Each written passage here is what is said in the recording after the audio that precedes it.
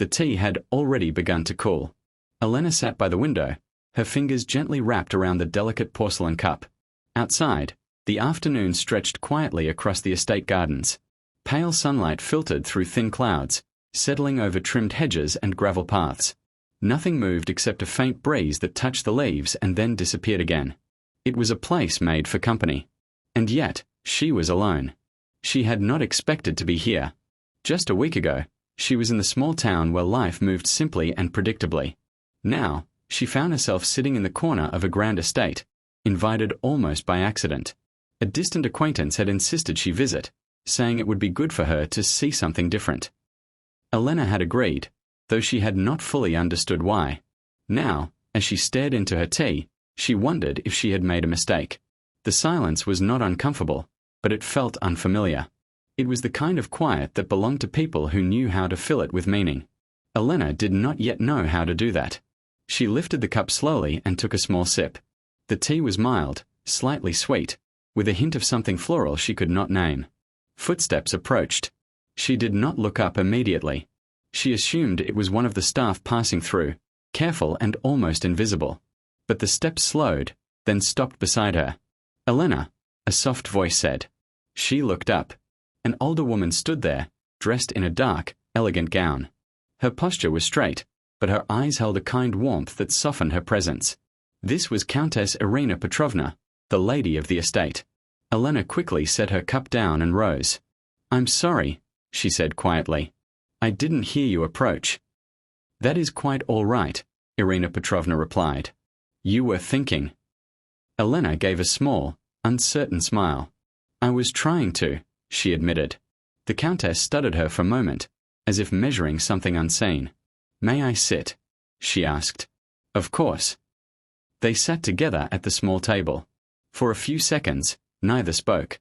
The quiet returned, but it felt slightly different now, as if it were listening. Irina Petrovna leaned closer, her voice lowering to almost a whisper. "I need your help," she said. Elena blinked, surprised. "My help?" "Yes." The Countess glanced briefly toward the garden path, then back at Elena. "And I must ask you to agree before I explain." Elena felt a small knot of hesitation tighten in her chest. "I don't understand," she said gently. "You will," Irina replied. "But I must know if you are willing to trust me." Trust. It was a simple word, yet it carried weight. Elena looked at the older woman carefully. There was something sincere in her expression, something steady. Not desperate, not careless. Just certain. I think so," Elena said after a moment. "Yes." Irina Petrovna exhaled softly, as if relieved. "Good," she said. Then she leaned even closer, her voice barely audible. "Pretend you're my son's fiancée." The words settled slowly. Elena stared at her, unsure if she had heard correctly. "I'm sorry," she said. "What did you say?" "My son, Dmitri," Irina repeated. "When he arrives in a few minutes, you must act as though you are engaged to him." Elena's heart began to beat faster. "I can't do that," she said quickly. "I've never even met him." "I know. And he doesn't know me." "I know that as well." "Then how could this possibly work?" Irina's expression did not change, but her eyes softened. "It does not need to work perfectly," she said. "It only needs to work for a short time." Elena shook her head slightly, trying to understand. "Why?" she asked. The Countess paused. For the first time, a hint of weariness crossed her face. "Because someone is coming with him," she said. "A woman who believes she will become part of this family." Elena frowned. "And you don't want that." Irina hesitated, then spoke carefully. "I want my son to choose his life freely. Not out of pressure. Not out of obligation." "And this woman?" "She is not the right choice for him," Irina said quietly. "But he does not yet see that." Elena looked down at her hands. "This feels dishonest," she said. "It is," Irina admitted. "But it is also temporary." The breeze outside grew slightly stronger, brushing against the window. "I would not ask if there were another way," the Countess added. Elena remained silent. She thought of her quiet life, of how she usually avoided complications. She thought of how strange this place already felt. And yet, there was something about this moment. Something unexpected. Just for a short time? She asked. Yes. And then everything returns to normal. Irina gave a small, almost sad smile. As much as life ever does. Elena took a slow breath. All right, she said. The Countess nodded, relief clear in her expression. Thank you. Before Elena could ask anything else, voices echoed faintly from the entrance hall. They are here, Irina said softly. She reached out and gently touched Elena's hand. Remember, she whispered. You are calm. You belong here. Elena nodded, though her heart was racing. Moments later, footsteps approaca. This time, they were firm and confident. A man entered the room. He was tall, with dark hair and a composed expression. His presence seemed to fill the space effortlessly. This was Dmitri. Behind him stood another woman, dressed with careful elegance.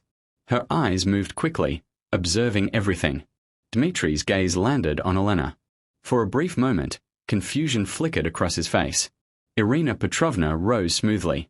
Dmitri, she said warmly. You've arrived. He stepped forward and kissed her cheek. Mother, he replied. Then his eyes returned to Elena. And this is... Irina smiled. This is Elena, she said. Your fiancée. The silence that followed was deep and immediate. Elena felt it settle around her like a weight. Dmitri did not react right away. He simply looked at her, as if trying to understand something that did not quite make sense. Then, slowly, he spoke. My fiancée, he repeated. Elena stood. She forced herself to remain calm, just as Irina had instructed. Yes, she said softly.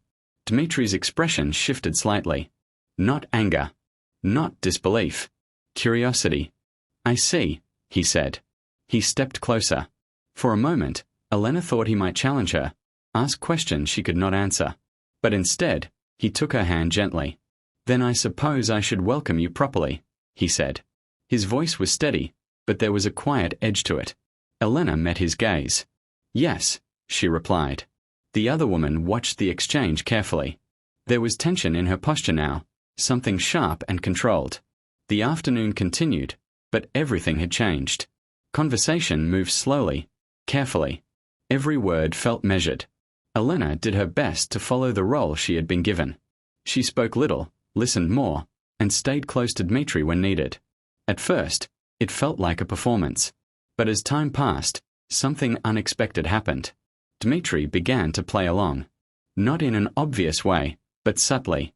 He did not question her in front of others. He did not contradict the story. Instead, he adapted. When she hesitated, he filled the silence. When she spoke, he supported her words. It was as if they had agreed on something without speaking about it. Hours later, as the sun began to set, the gathering ended. The other woman left, her expression tight and unreadable. The estate grew quiet again. Elena stood alone in the same place where she had started, her tea long forgotten. You handled that well. She turned. Dmitri stood a few steps behind her. I didn't have much choice, she said. He nodded slightly. That is true. A pause followed. Would you like to explain? He asked. Elena hesitated. I think your mother should do that, she said. She already has, Dmitri replied. Elena blinked. And you're not angry? She asked. He considered the question. No, he said. Not exactly. Then what are you? He looked at her more closely. Interested, he said. Elena felt a small shift in her chest. This wasn't my idea, she said quickly. I know. And I didn't mean to interfere in your life. You didn't, he replied. My life was already complicated. The evening light softened the room, turning everything gold and quiet. Will you stay? He asked. Elena frowned slightly. Stay?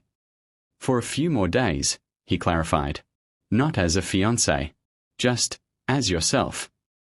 She thought about it. The estate no longer felt as distant as it had earlier. The silence was still there, but it seemed less empty now. Why? She asked. Dmitri gave a small smile. Because I would like to know who you really are, he said. Elena looked down, then back at him. All right.